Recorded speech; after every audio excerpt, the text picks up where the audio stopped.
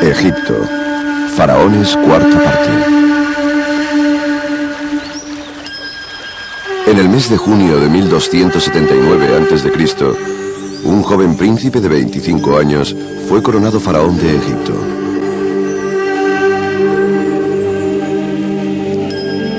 Se trataba de Ramsés II. Su coronación significó el inicio de una época extraordinaria para Egipto. Todas las obras que se realizaron durante su prolongado reinado, que duró unos 67 años, fueron de gran envergadura. Fue el faraón que construyó más templos y monumentos, y también el que tuvo más hijos. El reinado de Ramsés II fue tan fecundo que los reyes que le sucedieron se referían a él como el gran antecesor. Sin embargo, la historia lo conoce como el Gran Ramsés.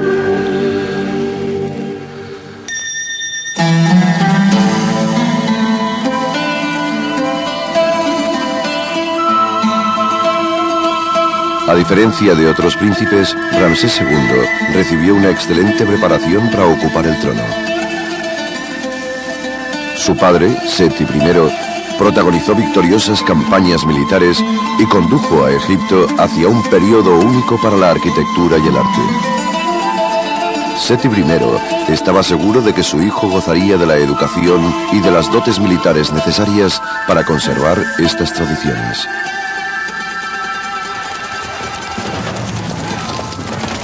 Siendo aún un niño, Ramsés acompañó a su padre en las campañas militares que realizó en Libia y Siria. También se le inculcó al joven príncipe la importancia de tener una abundante descendencia, para que no se extinguiera la sangre real. Ramsés cumplió apasionadamente con este deber real.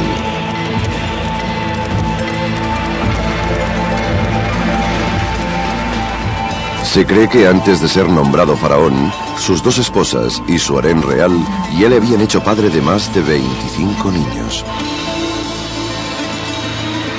Egyptians married young, and so royal princes, before they came to the throne, would probably be married more or less as soon as it was feasible. And the idea would be that they would start producing children very soon. And there's really two reasons for that. One is, it's no good having one prince. That prince simply may not survive long enough to become the next ruler, so you've got to have a number. But the other thing is, the royal house was a kind of image of fertility and productivity for the Egyptians. And so pharaohs and princes tried to produce a lot of children. Ramsés describe su juventud en una inscripción que se halla en el templo de su padre en Abidos. El todopoderoso Seti me hizo grande cuando era niño. Me procuró mujeres, un harén real, y puso a mis pies al norte y al sur.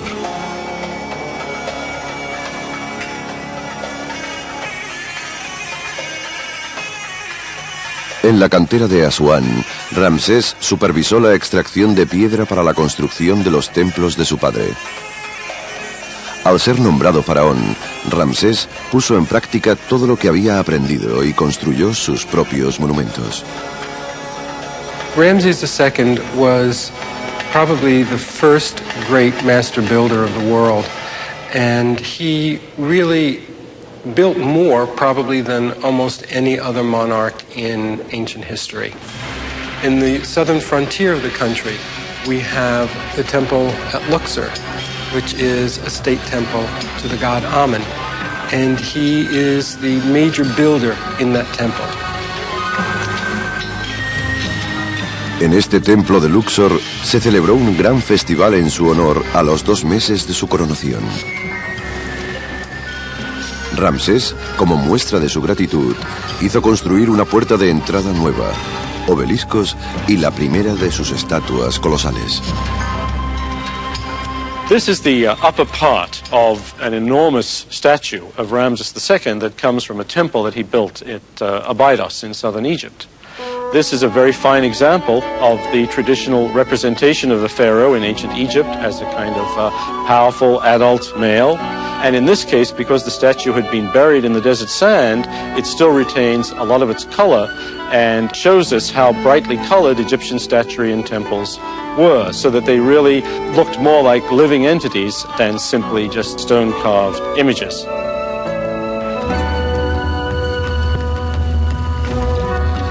Ramsés agrandó y completó la sala hipóstila que Amenofis III empezó en el templo de Karnak.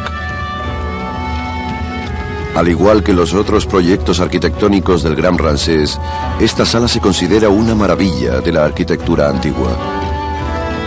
Sus 134 columnas forman un bosque de piedra que un día sostuvo un techo de 23 metros de altura. No obstante, los proyectos arquitectónicos de Ramsés II no fueron solo los templos de Karnak y Luxor que descansan en la orilla este del Nilo. Ramsés también erigió su templo funerario en la orilla del río por donde se pone el sol. Se llamó el Rameseum. Es un enorme complejo y para su construcción se necesitaron 3.000 talladores de piedra. A pesar de que actualmente está en ruinas, un viajero, Diodoro de Sicilia, lo describió como un templo único en aquella época.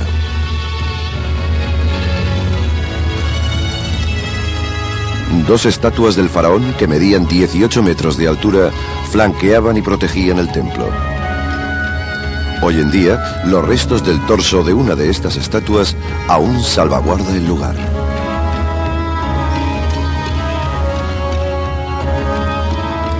Pero el monumento más importante del Gran Ramsés II se encuentra en la frontera sur de Egipto, cerca de Sudán.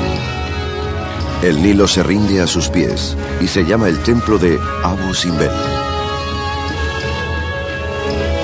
Está esculpido en el flanco de una montaña.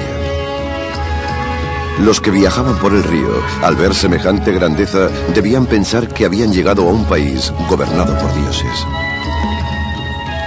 Los expertos creen que la construcción de Abu Simbel comenzó en el 1269 a.C. y tardaron 13 años en acabarlo.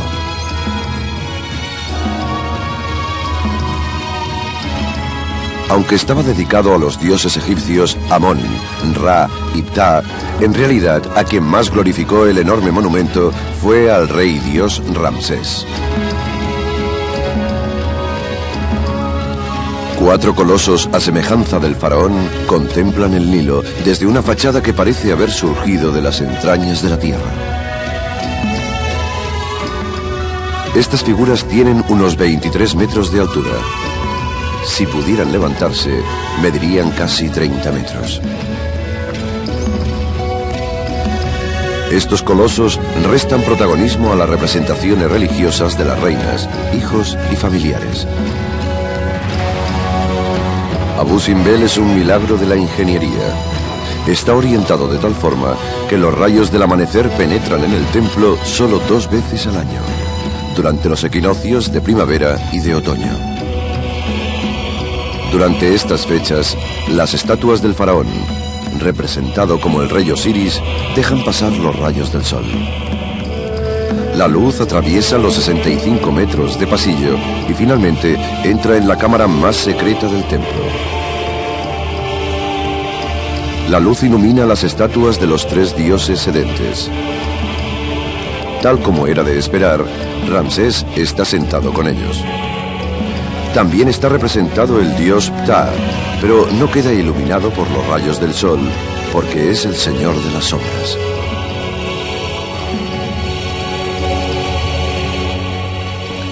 Al lado de Abu Simbel, el gran Ramsés construyó un templo en honor a su esposa favorita, Nefertari. En la fachada están representadas 6 estatuas del rey y la reina. Este monumento prueba el enorme afecto que el rey sentía hacia su esposa. Era un gran honor estar relacionado con el faraón. Es posible que Nefertari llegase a contemplar el templo que le dedicó Ramsés en Abu Simbel.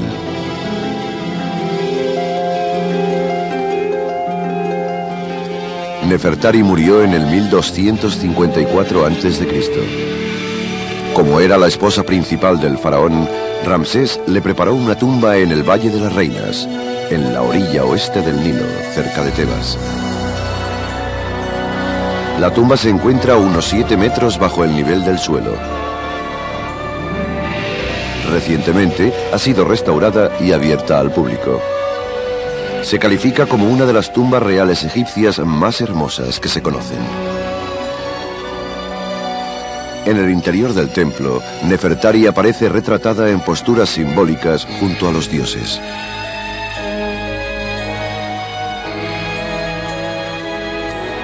En la misma época que se construyó el templo de Abu Simbel, el gran Ramsés empezó los trabajos de la nueva ciudad llamada Pi Ramsés. Su nombre significa dominio de Ramsés y estaba situada al noreste del delta del Nilo.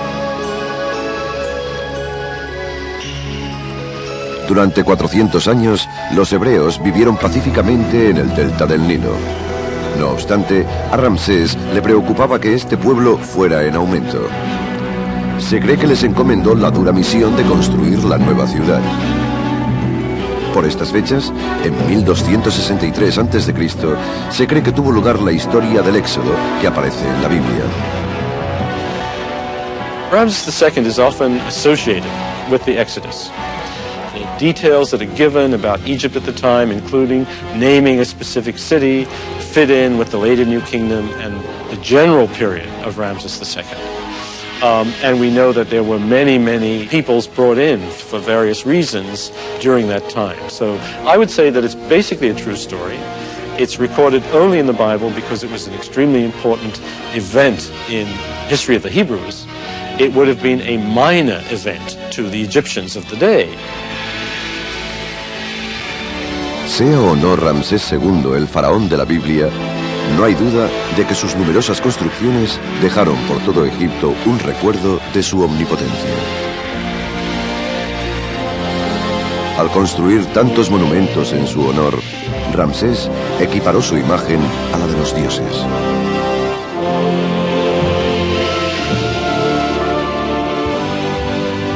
Sin embargo, al gran Ramsés no solo se le recuerda por sus monumentos, también se hizo famoso por los enemigos que aniquiló.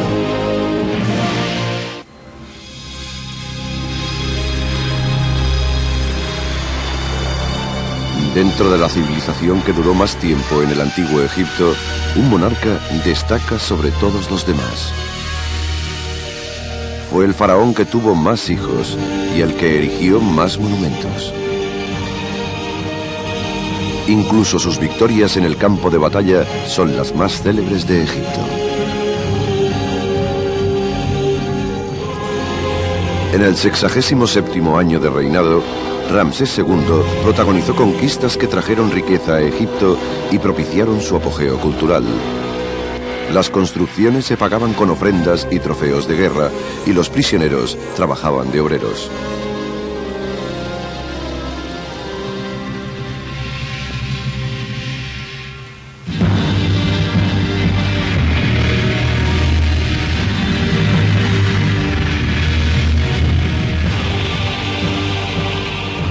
Hacia la antigua frontera noroeste de Egipto existe un inmenso desierto que actualmente pertenece a Siria.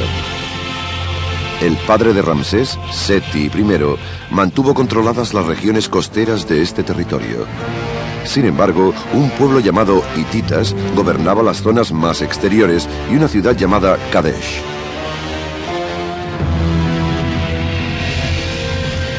En el 4º año de su reinado, se produjo una revuelta en la zona ocupada por los egipcios. Ramsés se obstinó en mantener el territorio que su padre había conquistado y aprovechó el incidente para expulsar a sus enemigos, los hititas.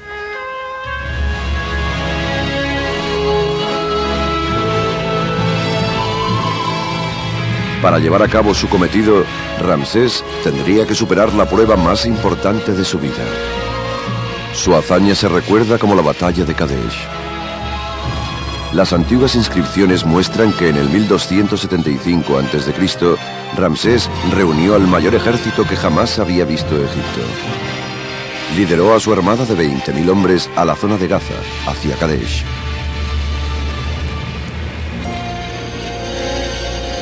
Cuando estaban a punto de llegar a su destino, Ramsés capturó a 2 espías hititas que le engañaron.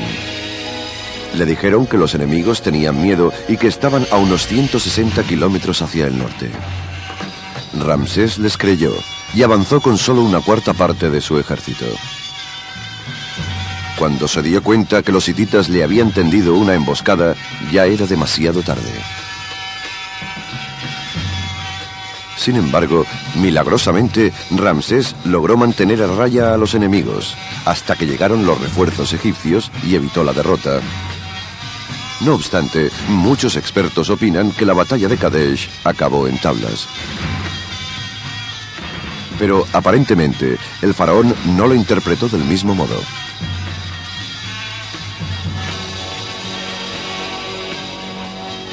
En los templos de Karnak, Luxor, Abidos, Remeseum y Abu Simbel se han encontrado inscripciones en las paredes que relatan el triunfo de Ramsés en Kadesh.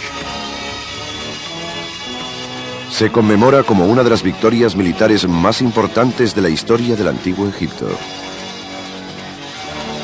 One of the most interesting sets of historical documents we have from the reign of Ramses II is the series of representations and inscriptions describing the Battle of Kadesh, this great battle in which Ramses portrays himself as defeating the Hittites at the site of Kadesh in Syria.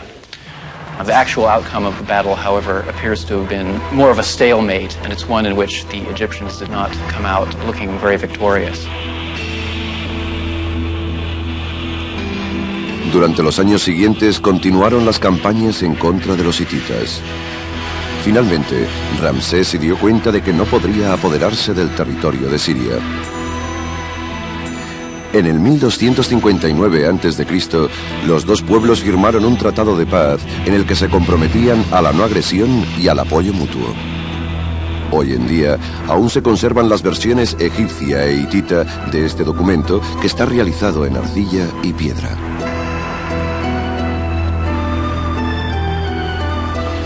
En cuanto a la paz estuvo garantizada, Ramsés II se casó con una princesa hitita para sellar el pacto. Su harén iba creciendo e incluyendo damas reales de Siria y Babilonia.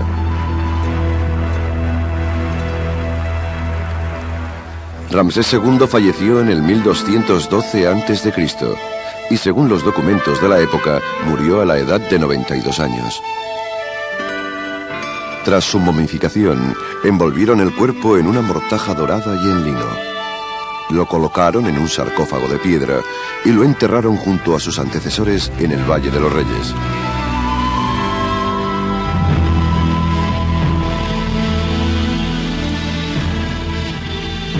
A pesar de que la tumba de Ramsés tenía provisiones para que gozase de una larga vida post-mortem, su templo funerario fue asaltado en numerosas ocasiones por los ladrones de tumbas. Los sacerdotes tuvieron que volver a envolver la momia y la trasladaron a otra tumba. Al final, Ramsés II acabó descansando en un sencillo ataúd de cedro. En 1881 después de Cristo se encontró en Dar el-Bahari, cerca del templo de la reina Hatshepsut, la momia de Ramsés II junto a otras momias de sus antepasados. Los análisis que se han realizado a su momia revelan que era pelirrojo y que medía 1,70 metros. Su nariz aguileña se ha conservado muy bien porque sus embalsamadores la rellenaron de granos de pimienta.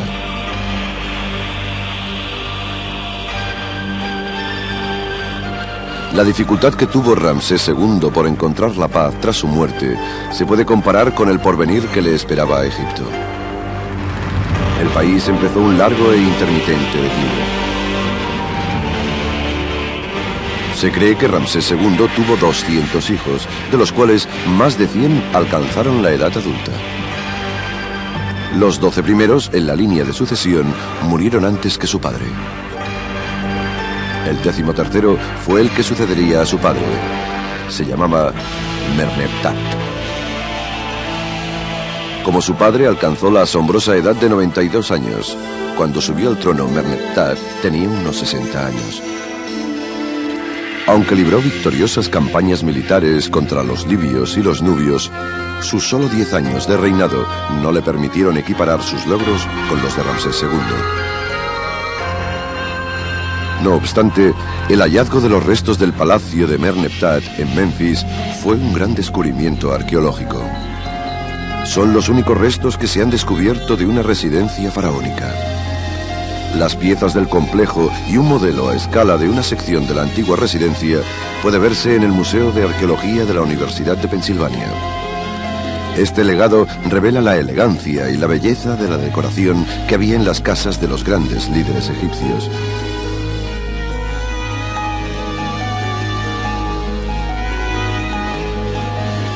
En los relieves que se han encontrado en las ruinas de este palacio aparece el faraón en posturas simbólicas. On this fragment, we have depicted Merneptah standing in front of the creator god Atum, this figure on the right. And Atum is conferring the crook and flail, the symbols of kingship, upon Merneptah, who's represented here with the Atef crown and holding this Rekhet bird, a lapwing bird, which symbolizes the people of Egypt.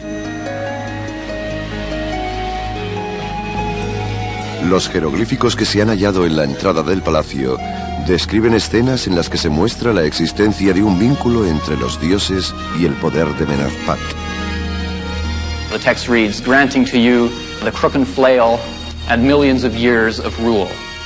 So this is a very condensed and very nice statement on the divine interaction of the king and the way his kingship was conferred upon him by the gods.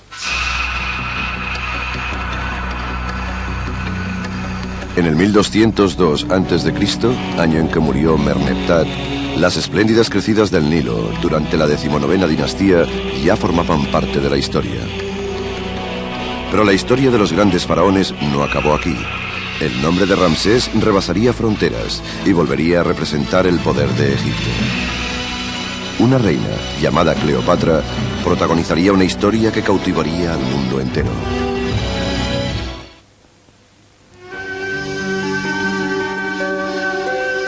Bajo las estribaciones de las montañas que ocultan el Valle de los Reyes, se erige un templo funerario en un lugar llamado Medinet Abu.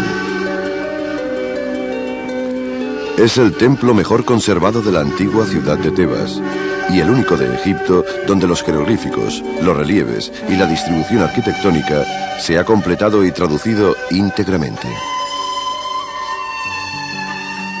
Lo construyó Ramsés III, el segundo faraón de la 20ª dinastía, que ascendió al trono en 1182 a.C. El único vínculo que este faraón tenía con el gran Ramsés era el nombre. No tenían la misma sangre. Ramsés III heredó un Egipto estable, que se encontraba en un periodo de paz. Sin embargo, en el 8º año de su reinado, tuvo que enfrentarse a un enemigo que sembraría la confusión en su imperio.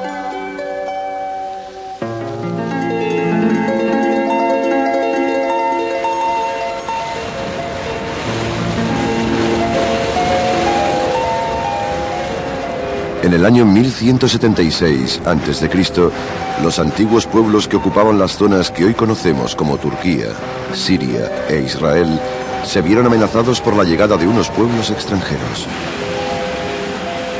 Estos invasores eran agresivos e iban armados. En aquella época se les conocía como los pueblos del mar.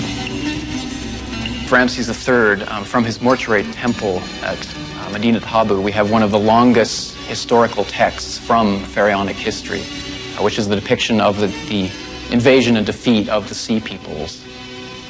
This invasion appears to have been not only a sea invasion, but also to have taken place on land.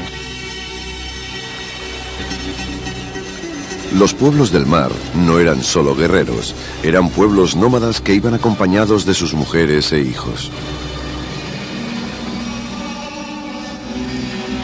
La amenaza que se cernía sobre Egipto aumentó cuando los pueblos del mar invadieron los eternos rivales de Egipto, los hititas. Egipto se encontraba en un estado de emergencia. Ramsés III ordenó a sus tropas que resistieran, mientras él se dirigía con un ejército hacia el noroeste para hacer que los invasores retrocedieran.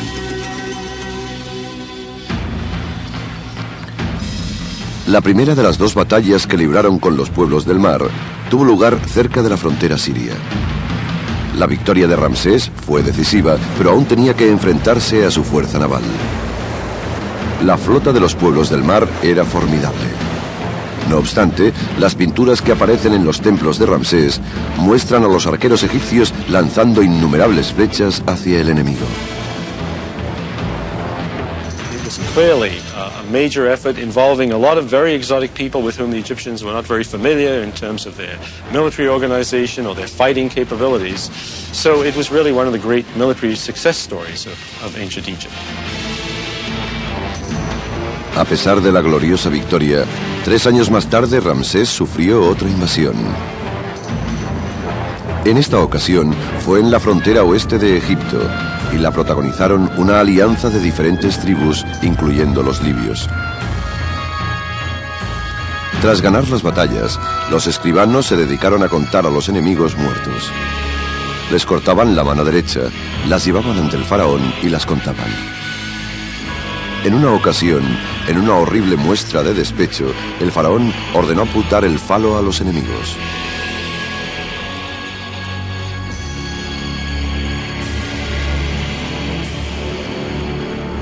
Ramsés III salvó de nuevo a su país. Sin embargo, más tarde, en un revés del destino, sufrió un intento de asesinato. We actually have the records of the official inquiry which was set up to inquire into his assassination. And there's a certain amount of debate as to whether it was an attempted assassination and he survived, or whether it was successful and this is the aftermath. La segunda reina, Tía, fue la que planeó la trama para matar al rey. Algunos creen que el móvil del crimen fue la decepción de Tía al saber que su hijo nunca ascendería al trono. Había muchos candidatos antes que él. Puede que el plan de Tía fuese asesinar a Ramsés y que su hijo se apoderara del trono de Egipto. No obstante, parece ser que uno de los conspiradores tuvo remordimientos y confesó.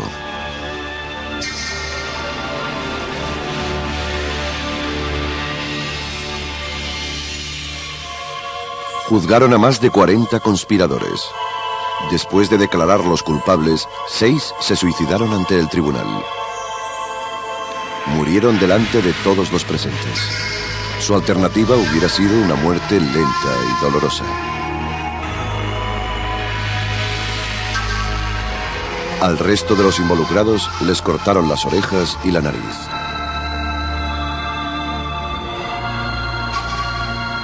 Independientemente de si se produjo o no el asesinato, Ramsés murió antes de que se pronunciara la sentencia. El horrible final de sus 30 años de reinado hizo presagiar una época difícil para Egipto. After Ramses III and his successors, you get this period of political breakup and social stress. There are still Egyptian pharaohs, but they seem to be much less in control of the situation.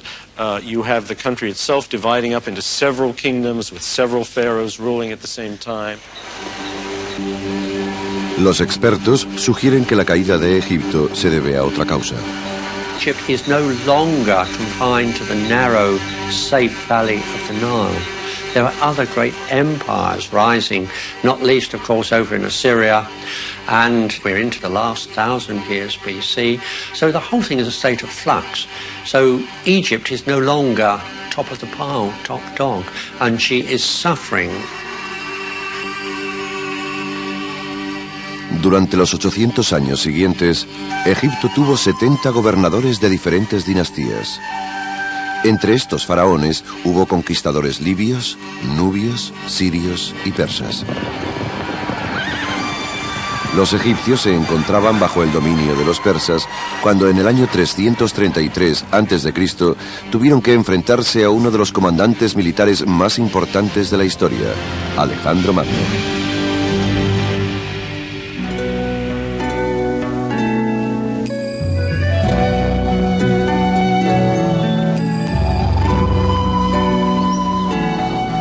Alejandro Magno era hijo del rey Felipe II de Macedonia, que en aquella época se había hecho con el poder de Grecia.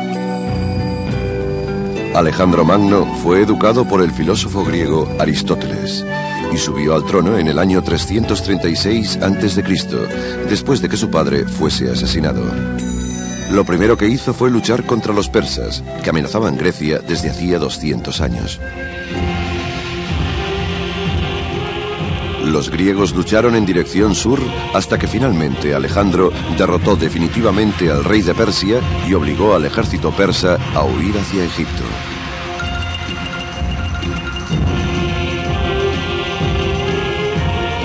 Cuando Alejandro fue a Egipto, le consideraron un liberador. No encontró resistencia y enseguida fue coronado faraón y se convirtió en un dios. Alexander was a highly intelligent individual, and in no country is his political acumen more concretely displayed than in Egypt. Certainly to his troops, while he was, of course, a king and a great warrior and a great man, he was not a god.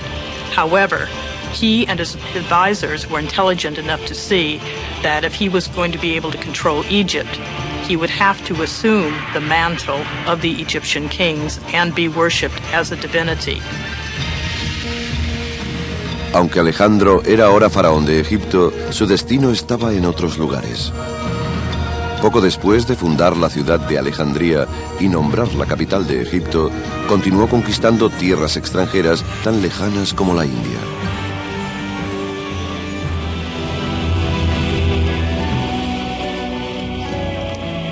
A pesar de haber sobrevivido a numerosas heridas, en el año 323 a.C. murió de fiebre en Babilonia. Su imperio, el más extenso de la historia, fue dividido entre sus generales, entre los que destacaba su amigo de juventud, Ptolomeo. Cuando Ptolomeo reclamó el territorio de Egipto, marcó el comienzo de la última dinastía egipcia, una dinastía que creó la mayor institución educativa del momento. Construyó una de las 7 maravillas del mundo y dio a conocer a la reina más famosa de la historia.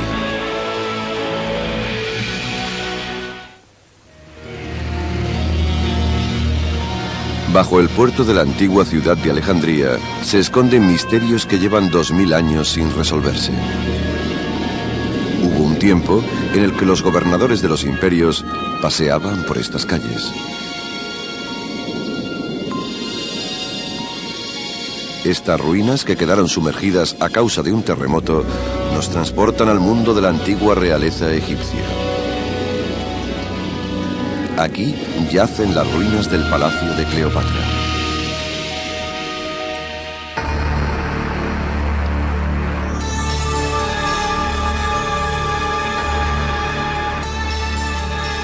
El último capítulo de la historia de los grandes faraones empieza en el año 323 a.C. En este año, el gran general Ptolomeo I reclamó el territorio de Egipto. Se coronó faraón y se convirtió en el primer rey de la 32ª dinastía. Fue la dinastía de los Ptolomeos. The Ptolemies were a fairly successful line of Egyptian pharaohs in the sense that they maintained a prosperous country through most of the period of their rule. They maintained the traditional religion as well as practicing Greek religion. There are lots of temples in which the walls are covered with traditional images of the Ptolemaic rulers. So it is the last great phase of Egyptian kingship, actually, and it's not an inglorious ending. Al igual que los faraones anteriores, los Ptolomeos eran grandes constructores. Se les conoce mundialmente por la construcción de la Biblioteca de Alejandría. En esta biblioteca se guardaban cientos de miles de obras escritas. Pero era algo más que una biblioteca, era el centro literario y científico de la época.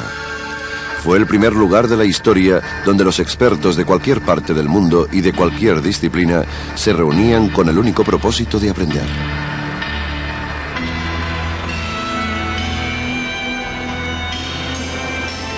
Los Ptolomeos también construyeron el faro de Alejandría, cuyo diseño está basado en este faro más pequeño. El faro de Alejandría representa la última de las 7 maravillas de la antigua civilización.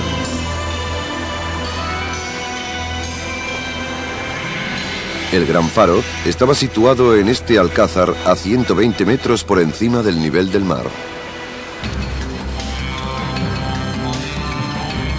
La almenara del faro se hacía con grandes fogatas que podían verse desde 160 kilómetros mar adentro.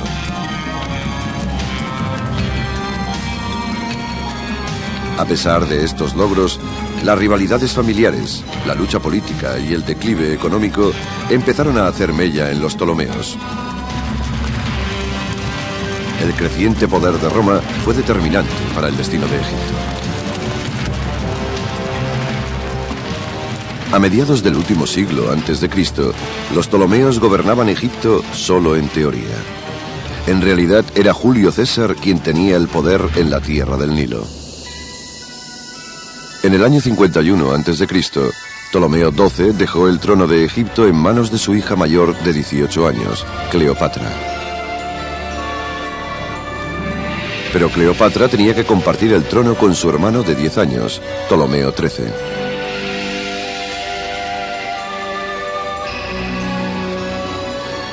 Cleopatra nació en el año 69 a.C.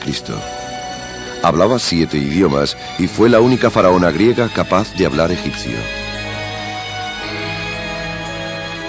Al contrario de lo que nos ha hecho creer la mitología popular, Cleopatra no era especialmente bella. Sin embargo, se dice que poseía una inteligencia excepcional y una voz preciosa. El filósofo griego Plutarco escribió: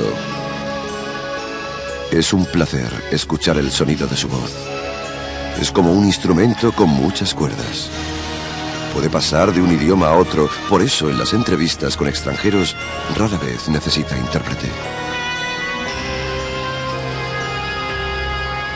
Cleopatra utilizó todos sus encantos para mantener el control de Egipto. Poco después de subir al trono, las peleas entre ella y su hermano desencadenaron en una guerra civil. Algunos expertos creen que como consecuencia de este conflicto se destruyó la biblioteca de Alejandría.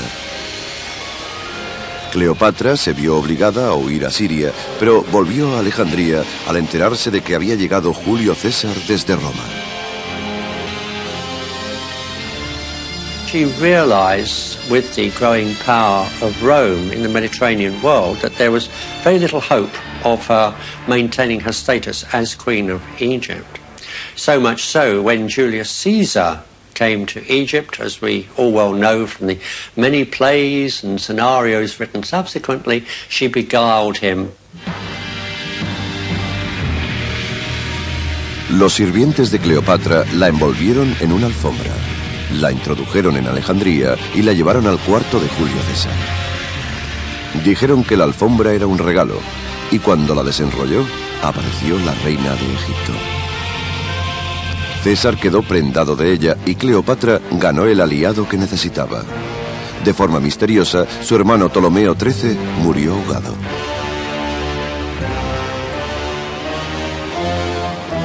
Unas semanas más tarde, Julio César volvió a Roma, dejando a Cleopatra embarazada de su hijo Cesarión. No obstante, un año después, Julio César requirió la presencia de Cleopatra. La aparición de Cleopatra en Roma y las trifulcas de Julio César con el Senado romano causaron su asesinato en el año 44 a.C.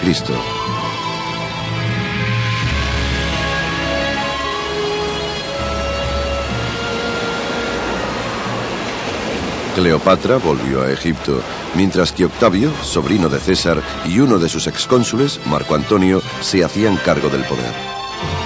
Pero su gobierno compartido fue inviable, y Marco Antonio buscó apoyo en Egipto y Cleopatra.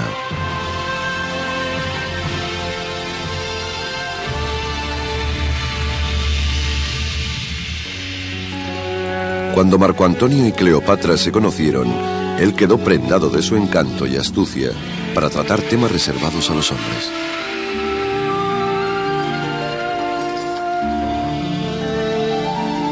Fue el principio de un romance y una alianza política que determinarían sus vidas y el destino de Egipto. Marco Antonio volvió a Roma en un intento por salvar sus diferencias con Octavio. Pero el viaje fue un fracaso y volvió con Cleopatra.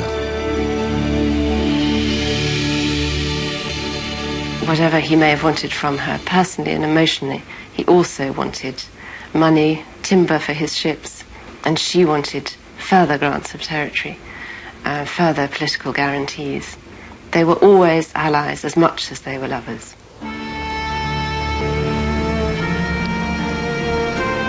Marco Antonio estaba comprometido con Cleopatra y los dos hijos que tenían juntos. Proclamó que Cesario, el hijo de César, era el legítimo heredero de Roma y obsequió a Cleopatra con territorios del Imperio Romano. We have the situation of a noble Roman, a great Roman general, at one point giving away parts of the Roman Empire to an Eastern queen, and that was not to be tolerated by the Senate in Rome. That's why Mark Antony was declared public enemy number one. Octavio se aprovechó de la situación. Obtuvo el apoyo del ejército romano y declaró la guerra a Marco Antonio y Cleopatra.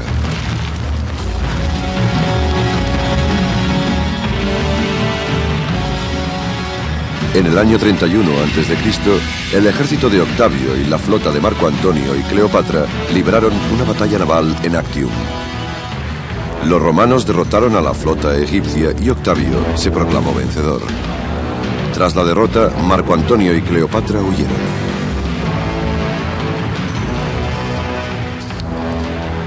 Un año más tarde, la flota romana desembarcó en el puerto de Alejandría y las fuerzas egipcias se rindieron.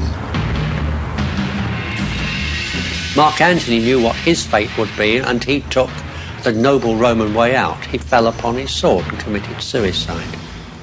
Cleopatra knew what her fate would be. Golden chains on her wrists and ankles in a great triumph in Rome. She couldn't beguile Octavian as she had been so successful with Mark Antony and with Julius Caesar. Octavian intended to be master of the Roman world. Algunos creen que Marco Antonio murió en brazos de Cleopatra. Ella también decidió quitarse la vida.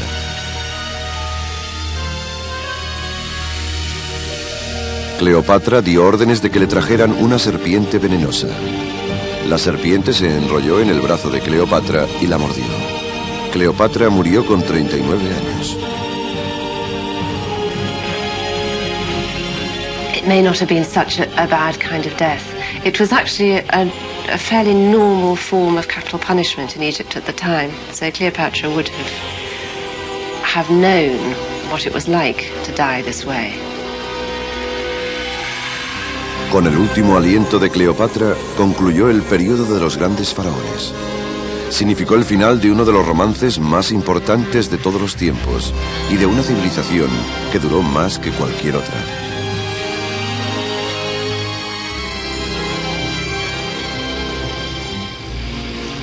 Los romanos siguieron celebrando los rituales egipcios, vistiéndose como faraones y construyendo templos para los dioses. Pero todo lo hacían para mantener a la población controlada. En realidad, Egipto era un territorio más, era una tierra rica cuyos recursos consumía Roma.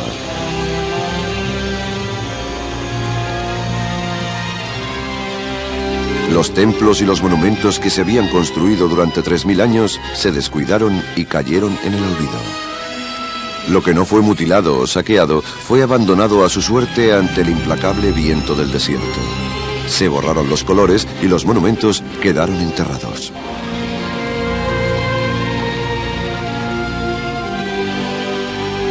Las voces de los reyes dioses enmudecieron. El Egipto de los faraones, la antigua civilización, el gran imperio del Nilo, había concluido.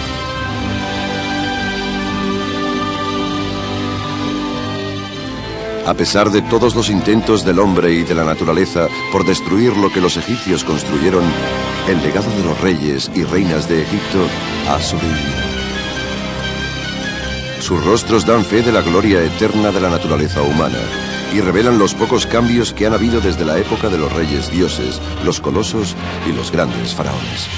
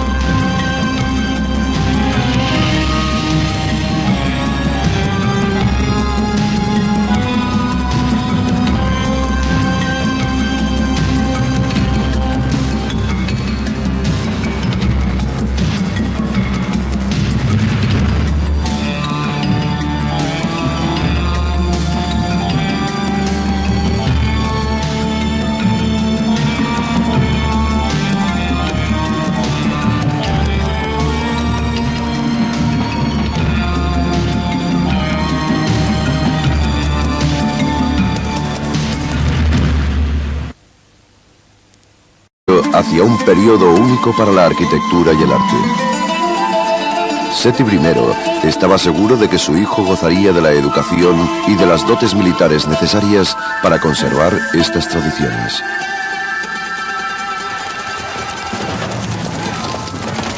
Siendo aún un niño, Ramsés acompañó a su padre en las campañas militares que realizó en Libia y Siria.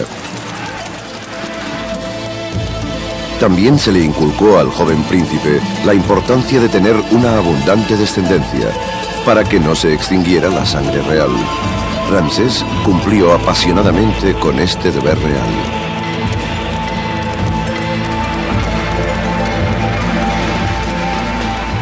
Se cree que antes de ser nombrado faraón, sus dos esposas y su harén real ya le habían hecho padre de más de 25 niños.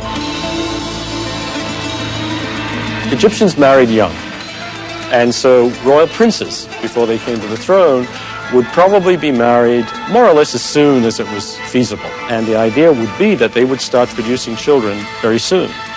And there's really two reasons for that. One is, it's no good having one prince. That prince simply may not survive long enough to become the next ruler, so you've got to have a number.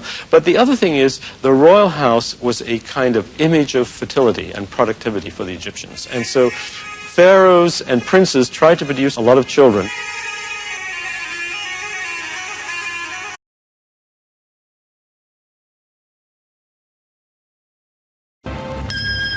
Egipto. Faraones, cuarta parte.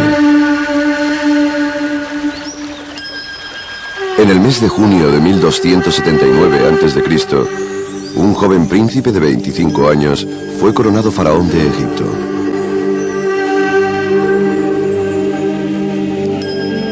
Se trataba de Ramsés II. Su coronación significó el inicio de una época extraordinaria para Egipto. Todas las obras que se realizaron durante su prolongado reinado, que duró unos 67 años, fueron de gran envergadura. Fue el faraón que construyó más templos y monumentos, y también el que tuvo más hijos. El reinado de Ramsés II fue tan fecundo que los reyes que le sucedieron se referían a él como el gran antecesor. Sin embargo, la historia lo conoce como el Gran Ramsés.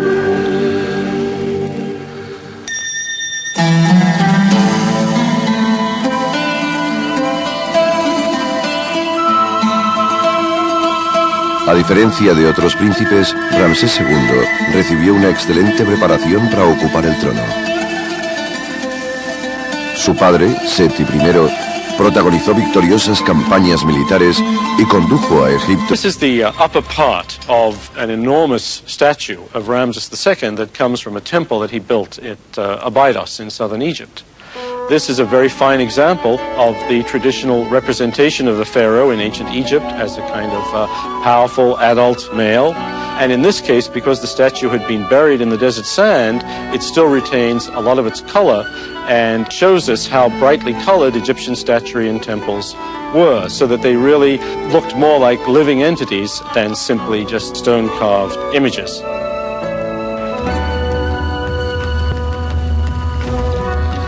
Ramsés agrandó y completó la sala hipóstila que Amenofis III empezó en el templo de Karnak. Al igual que los otros proyectos arquitectónicos del Gran Ramsés, esta sala se considera una maravilla de la arquitectura antigua. Sus 134 columnas forman un bosque de piedra que un día sostuvo un techo de 23 metros de altura. No obstante, los proyectos arquitectónicos de Ramsés II no fueron solo los templos de Karnak y Luxor, que descansan en la orilla este del Nilo. Ramsés también erigió su templo funerario en la orilla del río por donde se pone el sol. Se llamó el Rameseum. Es un enorme complejo y para su construcción se necesita... Ramsés describe su juventud en una inscripción que se halla en el templo de su padre en Abidos. El todopoderoso Seti me hizo grande cuando era niño. Me procuró mujeres, un harén real y puso a mis pies al norte y al sur.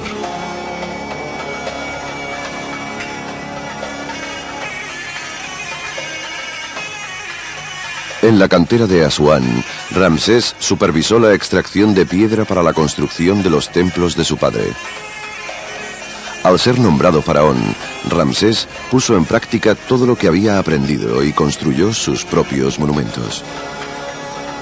Ramses II was probably the first great master builder of the world, and he really built more probably than almost any other monarch in ancient history. In the southern frontier of the country, we have the temple at Luxor, which is a state temple to the god Amun, and he is the major builder in that temple. En este templo de Luxor se celebró un gran festival en su honor a los 2 meses de su coronación. Ramsés, como muestra de su gratitud, hizo construir una puerta de entrada nueva, obeliscos y la primera de sus estatuas colosales. Crearon 3.000 talladores de piedra. A pesar de que actualmente está en ruinas, un viajero, Diodoro de Sicilia, lo describió como un templo único en aquella época.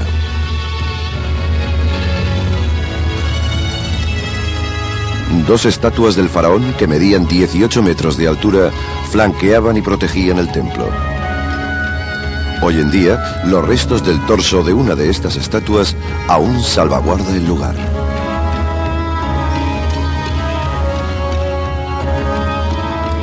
Pero el monumento más importante del gran Ramsés II se encuentra en la frontera sur de Egipto, cerca de Sudán.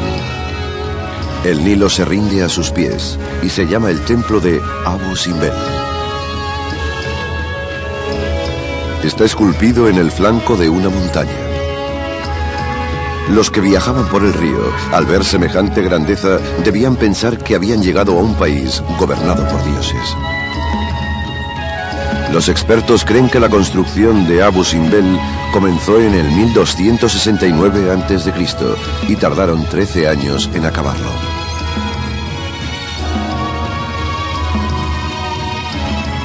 Aunque estaba dedicado a los dioses egipcios Amón, Ra y Ptah, en realidad a quien más glorificó el enorme monumento fue al rey dios Ramsés.